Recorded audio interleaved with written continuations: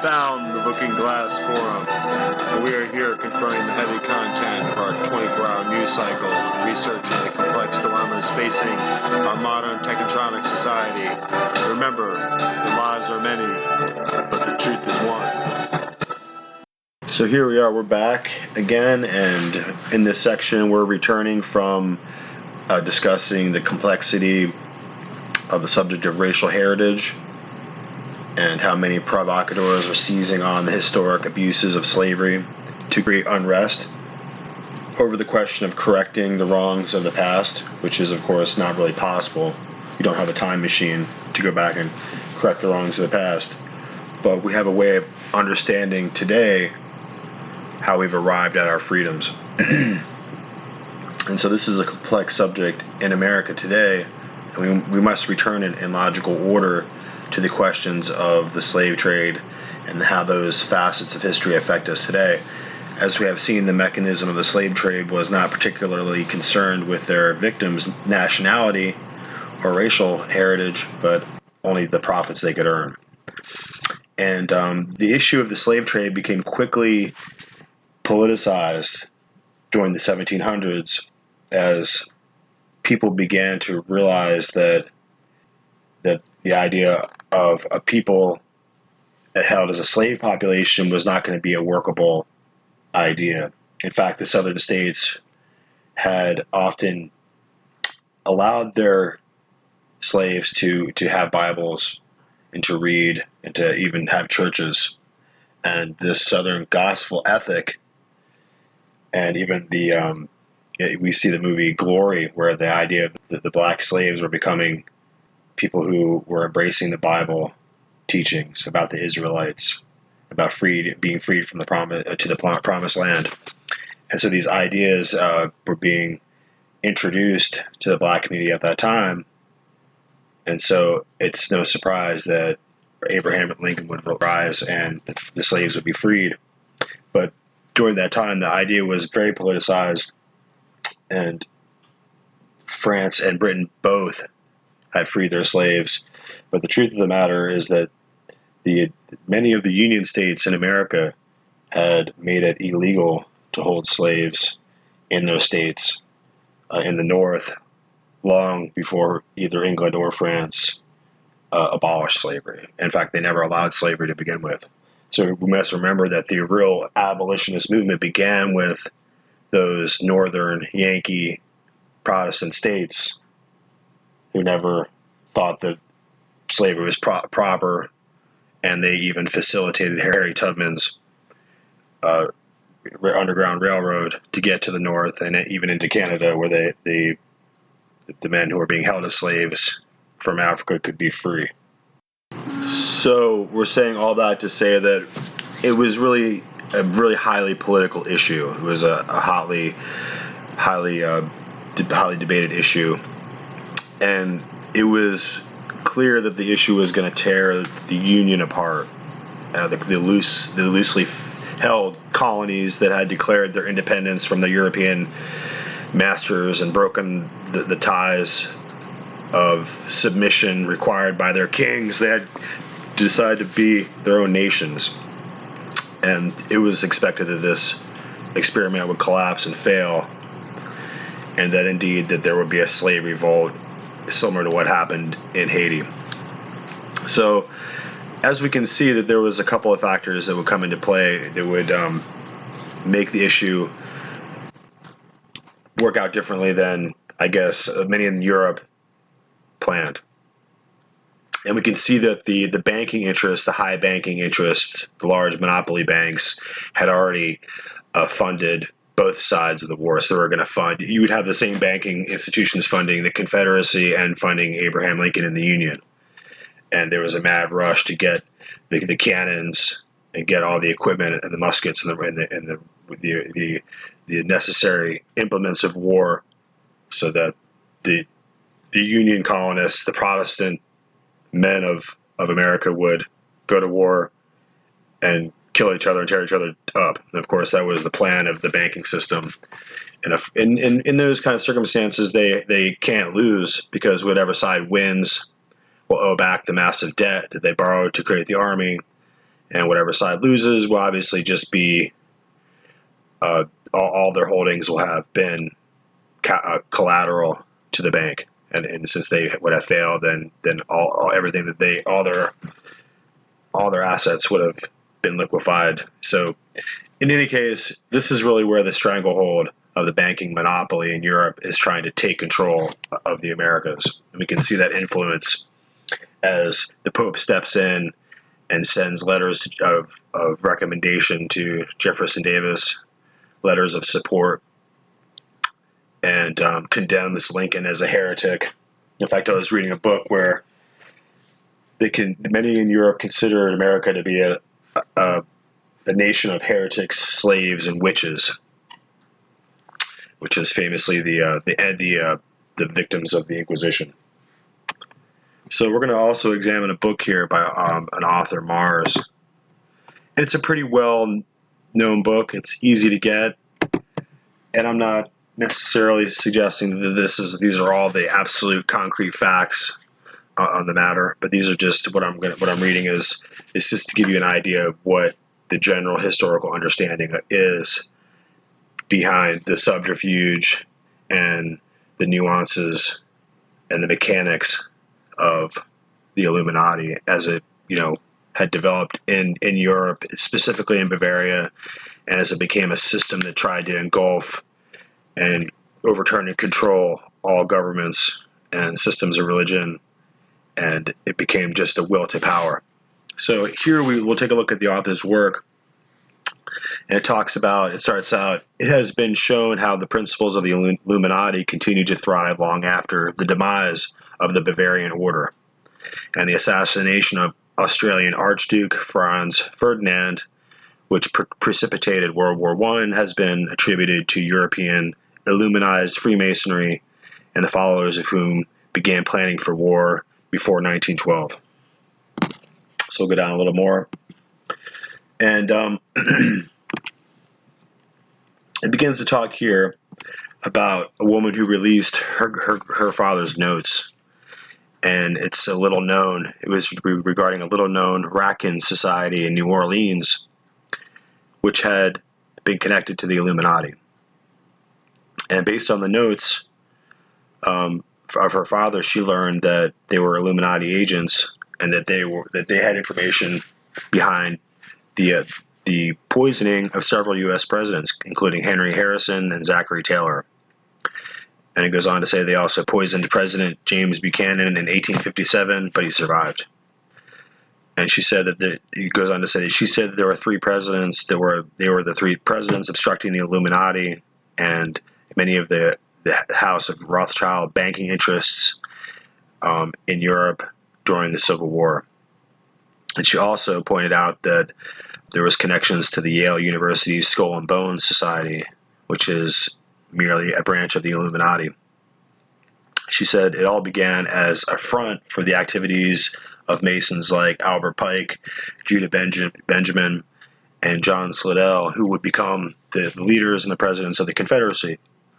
In fact, on a side note, there's a famous statue, a huge bronze statue of Albert Pike in Washington, D.C., and he was famously one of the main men who brought into being the Ku Klux Klan in the South, the White Knights of the Ku Klux Klan. So it's amazing to me that with all the things going on today, no one has taken notice of the statue of Albert Pike, who was one of the leaders of the Confederacy.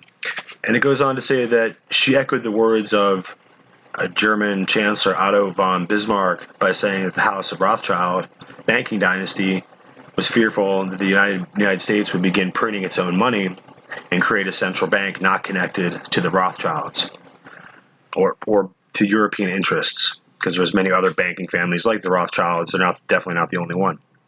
It goes on to say, employed a secret society, that is to say that the European banking interests employed a secret society called the Knights of the Golden Circle to create conflict in America, which led to the war between the states. She also stated that 13 different families established the secret powers of the aristocracy from Europe that still have long held a vested interest in controlling what would originally have been their colonies here in the Americas.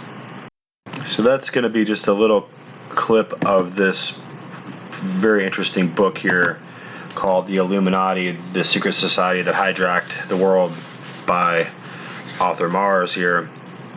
And it's just a really interesting, it's page 318, by the way, and it's just an interesting look at how people are coming together to collectively view, in a historical sense, the way that the power interests in Europe have long sought to control through political means, through globalization, and through secret societies and other different mechanisms of power that they have at their disposal, including, again, we have in just this one article, the Knights of the Golden Circle, and also the Knights of the Ku Klux Klan. And it's a return, like we said before, again, to this feudal idea of lords and kings and knights and those who are there to scatter the rabble and to trample down the peasants who might try to revolt, and having God's divine authority and the divine right of kings to rule over all others.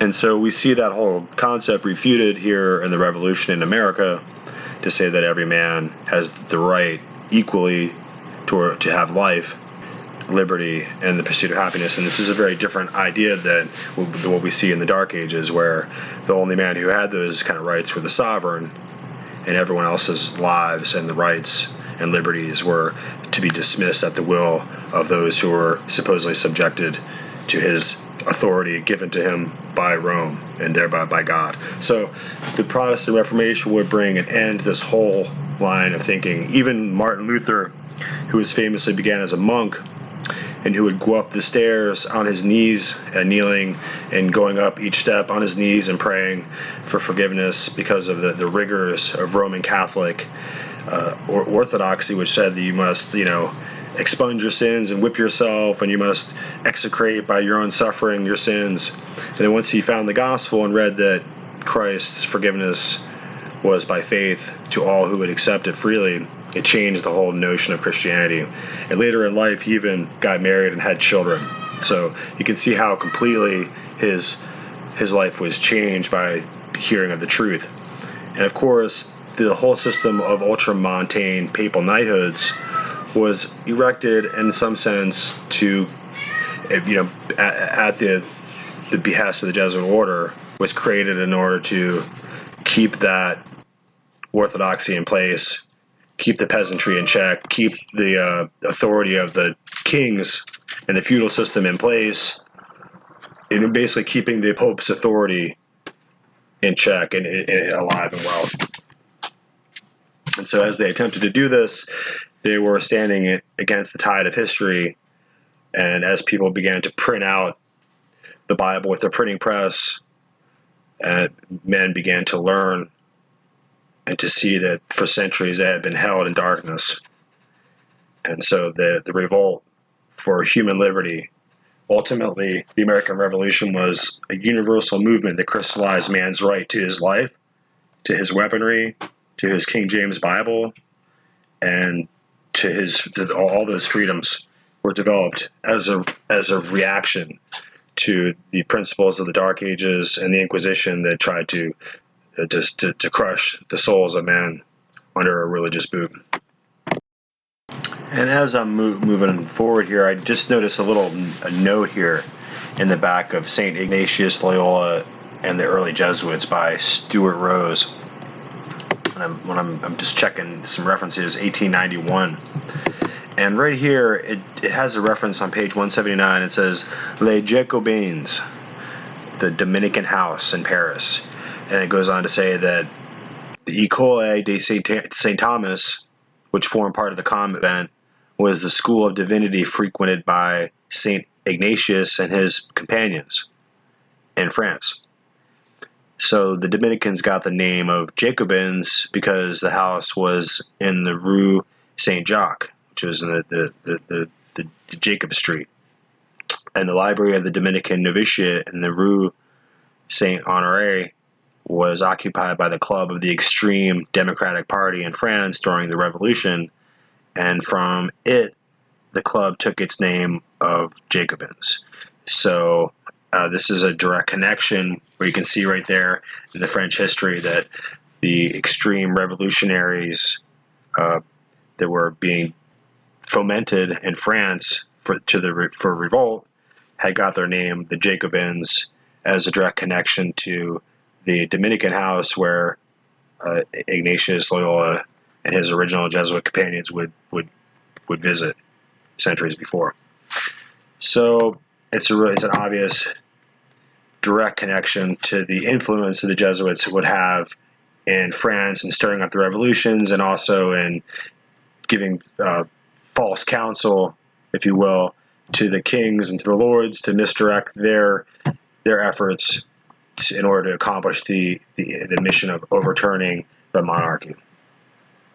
So here, in reference to that, we have a simple reference we can find on the internet. This philosopher Richard Rorty said of Hegel, "If philosophers are doomed to find Hegel patiently waiting at the end of whatever road we travel." And Derrida said, "Hegelianism only extends its historical domination, finally unfolding its immense enveloping resources without obstacle." And that Hegel is a notoriously opaque philosopher and is frequently misinterpreted even by experts. Part of the reason, he wrote, is that he has such an impenetrable style was that he was seeking to conceal his membership within the Illuminati, and in fact that his philosophy is inspired by the religion of the Illuminati, and much of the detail of the Illuminati's religion can be found in his works.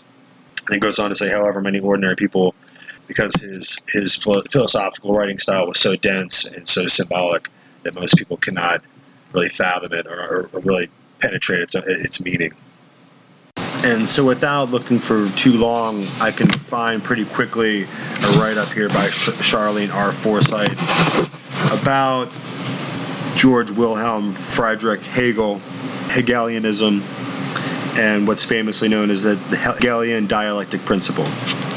So Hegel was going to be a pretty famous philosopher, the intellectual class in Germany, and he was famously, after Adam Weishaupt, who's going to be the second to take over the Illuminati secret society, which would be known later on. So the write-up goes, who was Jorge Wilhelm Friedrich Hegel?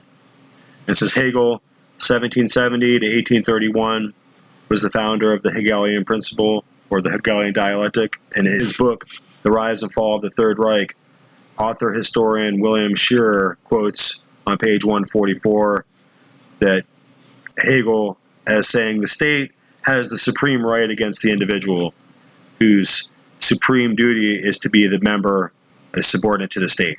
For the right of the world spirit is above all special privileges. So in 1847, Karl Marx and Friedrich Engels at the London Communist League used Hegel's theory of the dialectic thinking to back their economic theory of communism. And today, in the 21st century, the Hegelian Marxist thinking affects the entire social and political structure of the world. The Hegelian dialectic principle is a framework for guiding every individual's thoughts and actions into conflicts that will lead to a predetermined solution. So it is extremely important to understand how the Hegelian dialectic principle shapes the individual perception in order to implement the ultimate synthesis. So it goes on to say that secret societies use the Hegelian principle as one of the elements towards world control. The Hegelian principle would use the idea of creating two conflicts, and that this is called thesis versus antithesis, and resulting clashes would bring a synthesis, or a desired end result. So as we look at the article, we can clearly see how the author retraces the steps of history carefully, accounting for the paradigm between the struggle for Protestant liberty against the ubiquitous religious imperialism of Rome. And for many centuries, the Holy Roman Empire implemented the will of the Vatican across Europe, and we can use it to clearly indicate what was a clear precedent for how the Roman Church would subordinate the authority of the sovereign and of the state and the government and usurp the liberties of the people. If that weren't really suspect enough and problematic enough, they would ultimately reduce the civil society to rubble with their religious tyranny as just a matter of history. And the results would be slavery, mass butchery, centuries of war, inquisitional dungeons, religious persecution and murder, and torture committed in the name of assuaging God for the purposes of religion. So, if you were pronounced a heretic, and a heretic could be anyone that they pronounced a witch, or Muslims, Jews, perhaps gypsies, anyone, the general persecution of the Inquisition and toward the latent superstitions, prejudices of the Middle Age world. In the medieval mindset, in the universe of the Dark Ages, there was no comprehension of the notion of the rights of a man, the right to life, to his life, or to his own liberty, or to his own pursuits. Man was wholly owned ultimately by the state itself. And ultimately, whether you were peasants on the land, or you were the landlord who was there to make sure the peasants worked and grinded the grain and did the blacksmithing and did the laundry and the cooking, and you ultimately had everyone serving you, and you were the landlord. Ultimately, you really served the king, and the king had all of his landlords and all of his noblemen and knights working for him, but ultimately the king would bend the knee and serve the Pope. And so you would have this power structure in place. So I want us to take a closer look at that. And it was in this kind of crucible of terror that was wrought by the secret council of the church and the state together. The bloody union of the throne and the altar emerges as the edifice of the tyranny that we're ultimately trying to escape and destroy with our revolt here in America. And as we're looking back, I want us to return to this mode of reference so that we might, even though we're coming from many different points of view here in our modern era, we must be able to frame the place and the time of this point in history. The author here of this article is accurately portraying the struggle within the Western civilization for the last 1,000 years, and the clandestine war between Protestant Reformation and the Counter-Reformation has characterized the entire scope of history for the last 9 centuries, yet today the average person on the street couldn't intelligently discuss it at all. And though this universal conflict has overshadowed every aspect of European and world history for, like I said, for countless centuries, it's not something that's well understood at all. And wherever we are in our lives today, the debate over religious authority and freedom of conscience has produced 1,000 wars. And the primal struggle for independence declares that a man is free to follow the dictate of his conscience. He has the right to life. And by these two simple common sense tenets, the whole complex of religious, economic, intellectual slavery collapses to the ground like broken shackles. And those on the other side, submitted to the papal throne, have sworn bloody oaths of allegiance to the Pope as the divine appointed voice of God.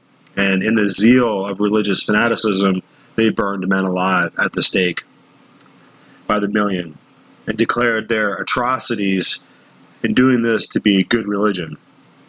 And so we must recognize the extreme disposition of these dynamics within our history.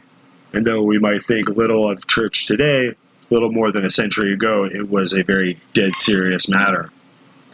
And as we return to the article, we see therein expressed both sides of the struggle of statism by Hegel. And that is that the state is absolute, and any who will not submit should be destroyed. And it's clear that the imperialism which trod down the peasants and the common man under the authoritarian state ruled by Rome is well defined by the Hegelian principles well after the age of the Enlightenment.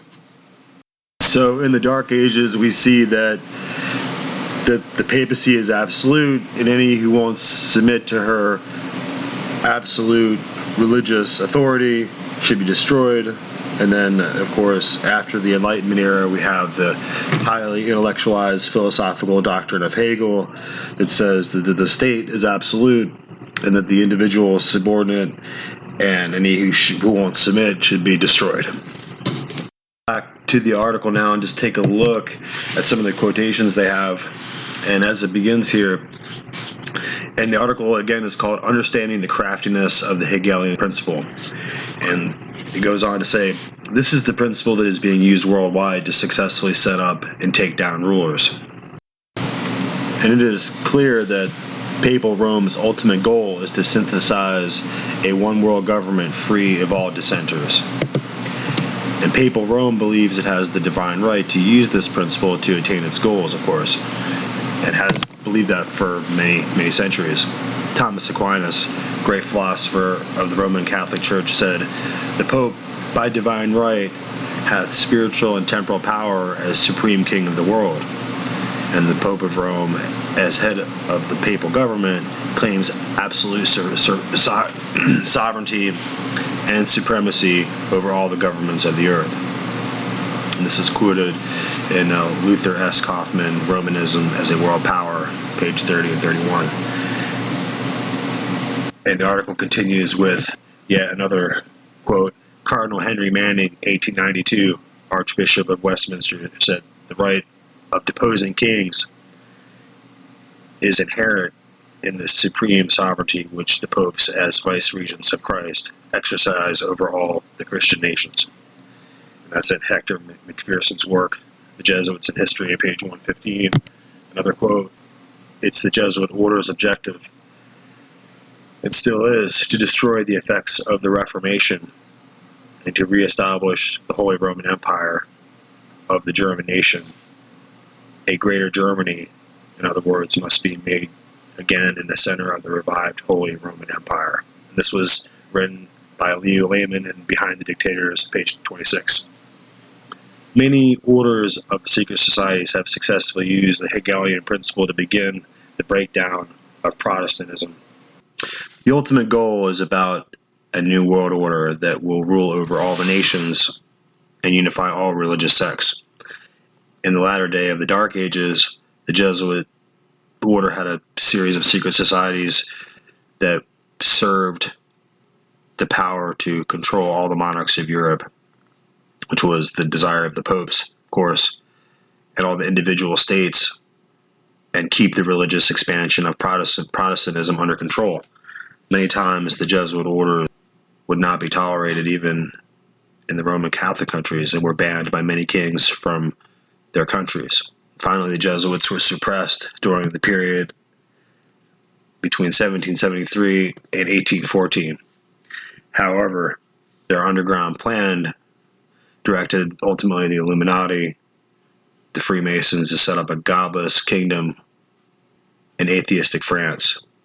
Events that occurred during that time period were the Illuminati being raised up in 1776, the French Revolution in 1789, between 1789 and 1798, which was planned in an effort to destroy societal freedoms and social constructs. And then 1798 was the dethronement of the papacy, and it was an act to remove it from the center stage of history.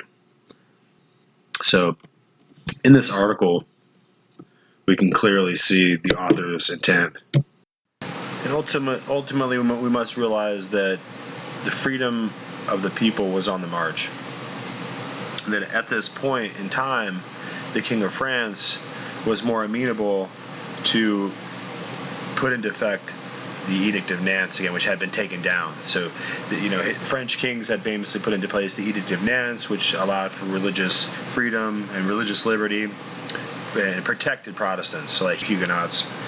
And so ultimately out of France would rise John Calvin, and he was ultimately one of the ones who would bring forth the actual written textual word of God to the people so that they could read it and preach out of it, and ultimately would destabilize the power and the authority of Rome, which is a foreign city and a foreign nation, and really brought into question its credibility as having any religious authority or legitimacy to the people of France. So as this is welling up, and at this point in time, as a pope in Rome is censuring and dissolving and disbanding forever the Jesuit order in 1773, ultimately the forces of the Jesuit order would still be in play, but only covertly. And so in a clandestine way, they would operate with asymmetric warfare, which is ultimately what you're going to see here. So they would operate with the Jacobins, and they would destabilize the entire country. And so they would do this in several different ways, and using a lot of the nobility and the knighthoods, because remember, the Jesuit order control and were involved in keeping in line the nobility who were in line to behind the throne, and what their orders were, and who was second or third in line, what counts and dukes and duchesses controlled what areas and what authorities and what titles and all the different kingdoms. The Jesuits were masters of making sure that all the nobility were lined up, and that all the the authority and the expenses of the knighthood orders were taken care of. And these are papal knights, so we're talking about the Knights of Malta, ultimately orders that were similar to the Templar Knights, but in a more modern sense. And so since the Jesuits controlled all the aristocracy and the nobility of France, they would also stir up the people on the streets. So while they're working hard, telling Louis that that the King of France, that the people on the street are a rabble and they should be disbanded with muskets and swords and hung, they're also on the streets telling the people in the streets that King Louis is a wicked tyrant king and ought to be, overthrown and killed, and that he's starving them. And so as Louis is desperately trying to get resources to the people, the resources are being sabotaged, they're not reaching where they're going. So all this is happening to bring about this ultimate guided revolution. So the Jacobins are kind of diabolic, and they're made to ultimately be a mysterious, unaccountable group that stands out as a question mark in history. They had Masonic ties to Freemasonry, and ultimately they have an undercurrent of anti-Semitism, because they're kind of blaming Jacob being a fundamentally Jewish name and title and being the Jacobins seem to be an undermining force of revolutionaries who are there just to destroy the place and ultimately disband and just be having been just an operation under another name. So we have to kind of explore the ties of the Jacobins to understand what was happening in France. And we have to remember, too, that the guillotine at the time was invented by a man who was, I believe he was a doctor, I have to look it up, but Mr. Guillotine, as it were, a Frenchman, who invented the guillotine for a system of dispatching people in a most humane way, not another brutal dungeon, burning at the stake experience, but just being quickly and mechanically disposed of by the state, and with a new machine, which is quite an Enlightenment era innovation, where we're going to have the state mechanically destroy the people democratically, and of course that are being chanted for by the mobs, and ultimately the French Revolution would go off the rails into the Great Terror, and it was a bloody reign of terror that lasted for months. It would spread to outside of Paris and consume hundreds of thousands of lives, as the people that were ultimately guillotining everyone would be grabbed by the mob, and they themselves would be guillotined. Ultimately, the king and the queen would be guillotined, and it just became an out of control frenzy of mania and breakdown of anarchy, and ultimately would give rise to a strong man, a military dictator, Napoleon Bonaparte. And as we're starting to take a closer look at the French Revolution in that era, we have a series of consequential revolutions taking place. And as history has come to discover after the fact, tremendous forces were arrayed against the Enlightenment and against the people as they are beginning of Europe as they're beginning to clamor for freedom after centuries of despotism at the hands of the status quo. They had been, for centuries, serving tyrants appointed to keep the boot of the state on the necks of the people. And it was not the mere threat of the death penalty that was really the main concern that we were looking at, even though it was terribly unjust and people could be butchered wholesale without any kind of recognition of human rights or a trial that we can understand today. But it was really the drudging ignorance and the wretched poverty of generational serfdom and abject servile enthrallment to the subjectivity of the lords and the nobles, whose arbitrary authority over their lives was, as peasantry, was without recourse. And this is precisely why a show like the Game of Thrones today is so fascinating, because it's a reflection of us and who we are. It's a premise, and the entire premise is drawn from the realities of the long ago history of the medieval feudal ages. And in reality, the religion of Rome ruled the kings of Europe, and those they could not rule, they made war against, or used their papal curses of anathema in ceremoniously banning them to hell and consigning them as heretics for defying their whims as gods. Vicar, often when they could not burn their enemies, princes and others, they would burn them in effigy in the town square to make sure everyone got the idea, and holding that spectacle was truly a sacred religious event, and that the intended victim that was still living was indeed truly endangered by the curse of hell that was anathematized through the incantations cast by the priests. And it was in this way we can find innumerable examples of how the papacy, with the curia of cardinals arrayed with them, would seem that it was within their power to consign noblemen and princes and anyone that they liked to eternal hell, and that they believed that they had vested within themselves the authority to imperil the immortal souls of others with incantations in Latin, and then proceed to burn them alive as if to literally send them into hellfire. And if that were not enough, once these aristocrats may have been sufficiently punished, the high priests of Rome even claimed the ability to merely undo the sacrosanct curse of eternal damnation, easily reversing it again by the simple sorcery of some mysterious Latin enchantment. And the whole populace of the Dark Ages, marvelously enthralled to these superstitious concepts.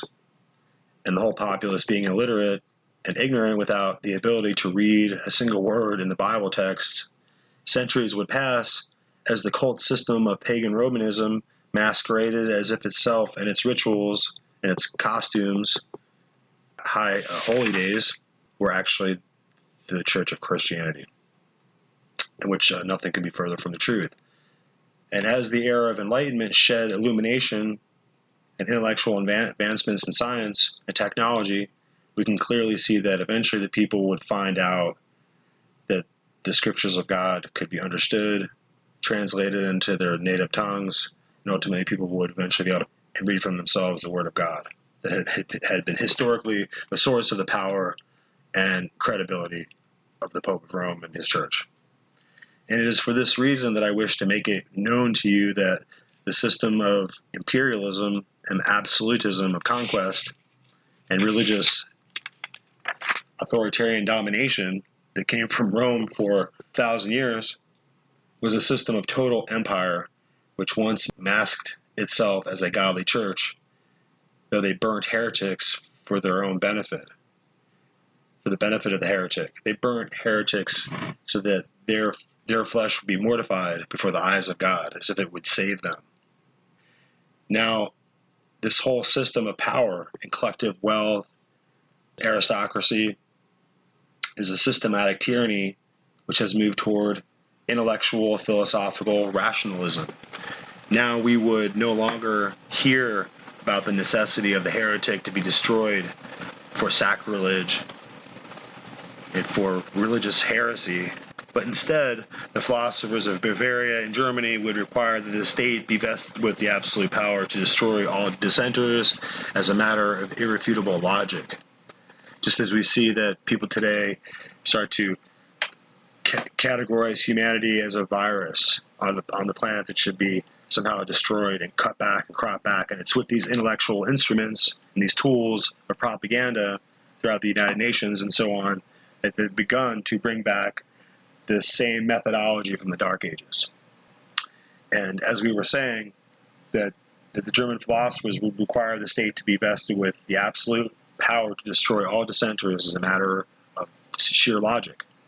And that all those malefactors who were the same malefactors as before, the same gypsies and Jews and Muslims and witches and Protestants, victimized by the Inquisition in the past centuries, were now the modern age rationalist malefactors of the state who needed to be eliminated. And we must understand Hegel. We must determine to comprehend the gravity of their ultramontane fanaticism. Hegel led the Illuminati in Bavaria, and out of those covert operations, the work to overthrow France and later Haiti in a slave revolt and the savage mob butchery of out-of-control anarchy were schemes effected into motion by the agents of the Illuminati. So as we take a little break, we'll come back and we'll talk more about how the nobility and the French aristocracy was controlled on one hand as the people, the mobs and the crowds in the streets who were becoming out of control in the streets of France during the French Revolution were on the other hand both controlled by agents of the Jacobins who were really operating for the Jesuit order, who has been banned and extinguished from existing. So we'll take a little break and we'll come back and talk about that.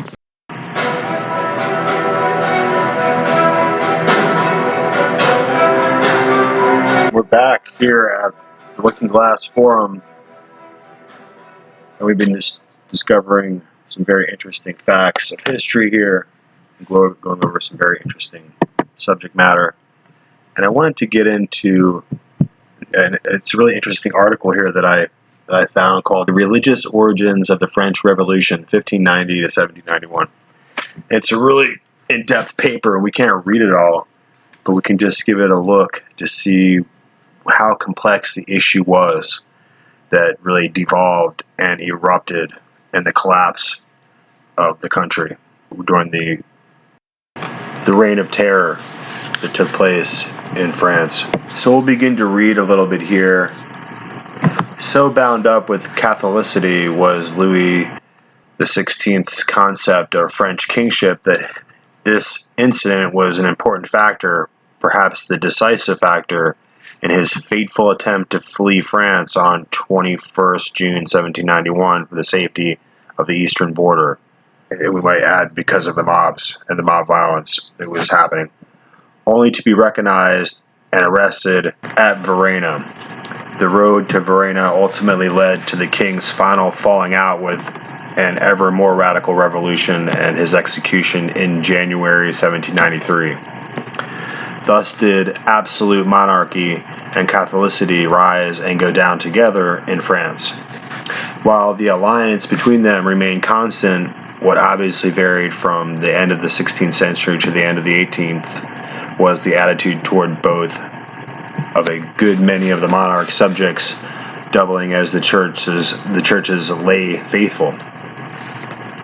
For the intervening 2 centuries had gradually transformed the realm's subjects into citizens who had come to think that the last word in matters of both church and state belonged by rights to them. And of course, this is taking place after America has had its revolution and after slaves were already freed in France and were going to soon be freed in America after the Civil War. So we go back to the article. What accounts for this seismic shift in attitudes towards religious and political power, as well as in the relation between them over the course of 2 centuries? The textbook answer is, of course, the secularization of mentalities, for which the shorthand is the Enlightenment. Yet, while far from untrue, this answer begs the question because the Enlightenment in France was not quite like any other in Europe or America being unique in the degree of its anti-clericalism and hostility to revealed religion. The nature of the French Enlightenment thus calls for an explanation in turn, one that cannot bypass developments between the 16th and 18th century. One of these developments is religious and may be introduced by any of a number of characteristic crossroads, like the conversion of Henry IV or Louis XVI's decision to try and flee France. Another such crossroad conveniently lies midway between the two others. This on one in 1693, about a quarter century before an Enlightenment took recognizable form in France, but another quarter century after France had again become divided along religious lines. As in 1791, the issue in 1693 divided Catholics from each other and ran through the French Catholic Church, pitting a majority who sided with the papacy and its doctrinal decisions against a Jansenist minority who rejected some of these decisions and yet persisted in viewing themselves as both better Catholics and Frenchmen than their opponents were. Jansenists effectively combined their identities as Catholics and good Frenchmen by arguing that the Pope's judgments were without force in France, unless freely accepted by the Gallican, that is, the French Catholic clergy. For one of the historic rights or liberties claimed by the Gallican Church was that of judging doctrine concurrently with Rome, at least in the absence of a general council of the whole Church. That alone, in the Gallican view, possessed Christ's promise of infallibility. That being the entire congregation of the Church Council, not necessarily the bishopric in Rome, which is a single man who thought that his word could ultimately set up or tear down any doctrine.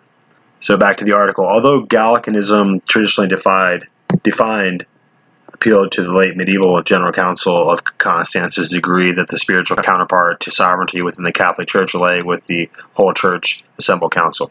What happened in 1693 is that Louis XIV acceded to Pope Innocent XI's request that he disavow these Gallican liberties, even though he himself had strong-armed the Gallican clergy into proclaiming them in its General Assembly only a decade earlier in 1682. If he disavowed this declaration in 1693, he did so in part in order better to proceed against Jansenists, whom he suspected of being crypto-Calvinists and closet Republicans, and who joined Protestants as the most persecuted people in old regime France, that is to say, under the monarchies. So, as the article continues, although perhaps not irreversible at the time, Louis XIV's decision nonetheless became so toward the end of his reign in 1713 when he solicited and obtained a papal bull called Unigenitus and censored the tenets of Gallicanism along with the Jansenist doctrines that were condemned earlier. So this is a bull that was issued by the Pope that condemned and anathematized all the Gallican clergymen and basically made them a curse, so they could use this as a political weapon against them. So back to the article. Becoming a symbol both of absolute royal power and infallible papal authority, this bull set the pro-papal Bourbon monarchy on a collision course with a portion of its own clergy, its royal judges, and even the Parisian public opinion at large. At the same time, the Enlightenment of Voltaire and Montesquieu was taking shape in 18th century France. This public would grow ever more sympathetic to Jansenists and more hostile to their chief enemies, the Jesuits, who, since Henry IV, had become so influential in making of royal religious policy. Still pro-Jansenist, though on a trajectory ending in a rejection of revealed religion in general, this hostility would become poignantly apparent in the occasion of royal judges' trial and dissolution of the Jesuits and their society in defiance of the king's known will in the year 1762. From 1593 to 1791, 5 telltale chronological markers in a trajectory from an era of religious revolutions to a self-consciously irreligious revolution by way of religion itself. The pages that follow are devoted to explaining and connecting these points along a line making up some of the religious origins of the French Revolution. 1. Religion, religious origins, and royal religion. The argument that a revolution that eventually turned against Christianity itself had religious origins is nothing if not counterintuitive, calling for an initial word or two by way of apologetic explanation. One possible helpful consideration is that a revolution with paradoxically religious origins and secularizing consequences was far from new in 1789.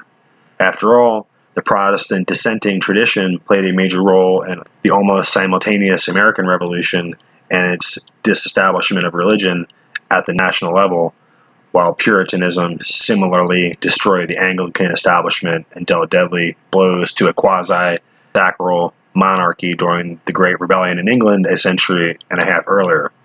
To be sure, the French Revolution is different in that its idea of revolution is itself more revolutionary, and it is eventually abandoned the goal of reforming Christianity in favor of trying to abolish it entirely. Yet that only gave both anti-clerical revolutionaries and Catholic counter-revolutionaries equal, if opposite, motives for obscuring any religious origins the revolution may have had, a bias inherited by both liberal and conservative historians of the revolution throughout the following century. Such origins are therefore best viewed from a distance, the best perspective being from well before the revolution, hence the chronological scope of this argument. In old regime Europe, the most pertinent such matrix was the confessional state. The confessional state is what took the place of the medieval ideal of seamless Catholic Christendom when both Protestant and Catholic reformations and more than a century of intermittent religious conflict, the Treaty of Westphalia in 1648 retroactively ratified the fact of religious diversity and religious peace of Augsburg. And the formula, which is sui regio, igiu religio, means whosoever reigns, his religion reigns. So whatever king you would have, that would be the religion of the land. With, however, the proviso that no future royal conversions could alter the confessional status of their dominions, thereafter each state and dynasty sought to give itself legitimacy by replacing the universal Catholic Church with an established confessional church that, even if Catholic, acted as a state or dynastic church as well. There's another part here about conversion of Henry of Navarre. Until and even after then, it was easy for Catholics to suspect the sincerity of Henry's conversion to Catholicism because he had converted twice before, most recently in the wake of his marriage to Marguerite de Valois and the infamous St. Bartholomew's Day massacre of Huguenots in August 1572. I think upwards of 100,000 Protestant Huguenots were slaughtered by Catherine Medici, the Queen, in a deceitful backstabbing maneuver.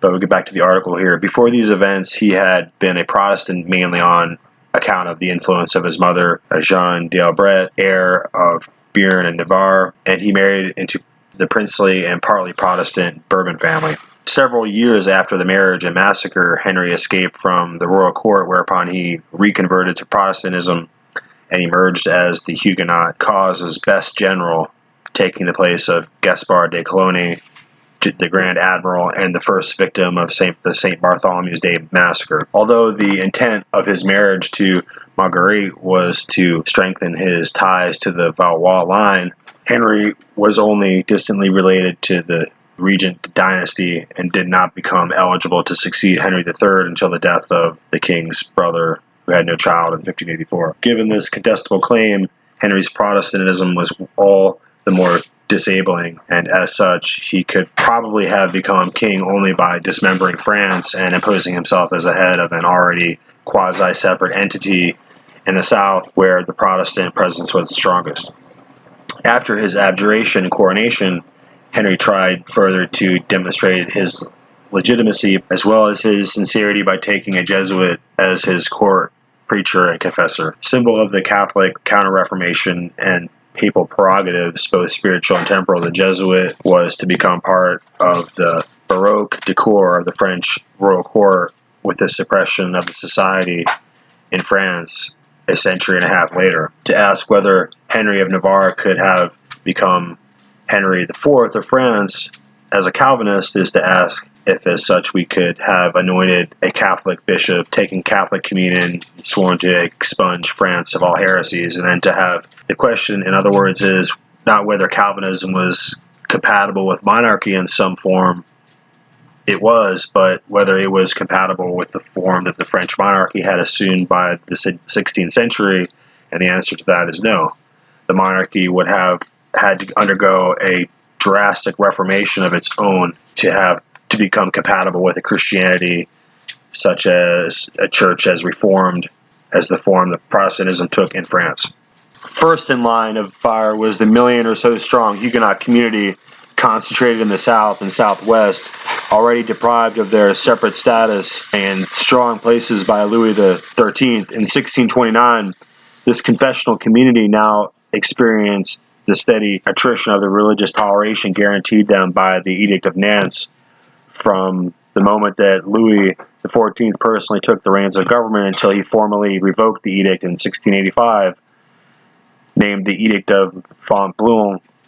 The Edict of Revocation sent perhaps half of this now Pacific population into flight to England, the Netherlands, and Protestant German states, parts of the Swiss Republic, and transformed those who stayed in France into non-person whose births and marriages remained illegal unless they were solemnized as Catholic sacraments. It also created a Huguenot diaspora, bringing Louis XIV's France to Catholic, that the whole religious origin of the French Revolution by itself was to play a leading role in the making and marketing of a radical enlightenment, as well as in the spread of anti-absolutist political thought, some of it salvaged from Huguenot sources from the 1570s. So that's really a mouthful, but it really does a lot to cover the subject matter. And at that period, right, when the French Revolution was going to break out, we're having this really exaggerated social conflict regarding the issue of religion and which Christianity is the true Christianity. And of course, the armies of the Pope and the priesthood are willing to come in there for Rome and set up the inquisitional tribunals and start to arrest all heretics and have them confess under torture and basically sort out who the real Christians really are. And of course, the Edict of Nantes protections were protecting the Huguenots, the Jansenists, and the Gallican French clergy to speak their mind and basically oppose Roman Catholic autocracy over the whole religion of the nation. So we're going to have several things pointing out. We have the Jansenists on one hand, who are following a certain Christian ethic, and then you have the crypto-Calvinists, and you have the Gallican French clergy who depose the Pope and seek to have the authority to determine what the doctrine of the land is. And then you have the French king who's kind of going back and forth between these different religious forces and having them play against each other. And you're really going to have this whole reign of terror break out and destroy the entire system in a conflagration where the Calvinists, the Gallicans, the Jansenists, and the people on the street and the king himself are all just going to be completely destroyed as their nation collapses and they all murder each other with the guillotine. And of course, you have to remember that at the same time, there was a religious revolution in America that disestablishes religion at the national level. So we're going to allow freedom of religion, and we're going to disestablish any religious principle from being the dominant principle over the whole nation. So in the collapse of the French Revolution, as the Jesuits set up these Jacobins and other conspirators to just torch the whole thing, they're motivated to destroy the religious origins. The entire congregation of the church would choose to proclaim that the Pope is infallible and an absolute monarch in his own right. All the Protestants, up to half of them in this article that we were just reading, it described that half of them are going to flee to England. And this is in the 1790s. So the confessional state that had protected them and the Edict of Nantes that could not be changed had collapsed by the work of the Jesuits, and there was no more any religious protection. And in this religious intolerance meant that the Inquisition would soon arrive, and people would start being arrested and interrogated and murdered, burned auto da fe. by the Inquisition. And that was the will of the Jesuits in order to rule their nation. And when they couldn't get it done, then that's when they would set off the reign of terror and basically torch the whole thing. So that's going to complete our episode. I hope you guys will come back and check with us next time.